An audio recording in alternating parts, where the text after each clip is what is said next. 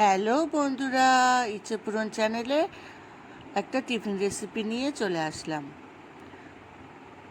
Bread নিয়ে নিলাম slice bread. এবার নিয়ে নেব 1 কাপ দুধ, তার সাথে নেব ডিম।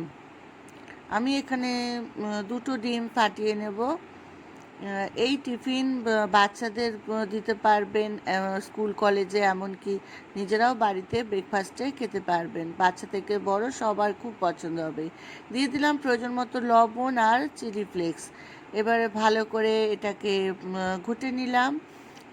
তারপরে বাটার দিয়ে দিয়েছি। আমার চাটু গরম হয়ে গেছে, চাটু না, ফ্রাই প্যান গরম হয়ে গেছে। বাটার দিয়ে দিয়েছি, বাটার মেল্ট হয়ে গেছে। এবারে আমি ব্রেডটাকে ওর মধ্যে এপিট ওপিট করে ভালো করে ডুবিয়ে ভিজিয়ে নেব। নিয়ে তারপর দেখুন দিয়ে দিলাম ফ্রাই প্যানের মধ্যে। এবারে এপিট ওপিট ভালো করে ভেজে নিলেই তৈরি হয়ে যাবে আমাদের টিফিন।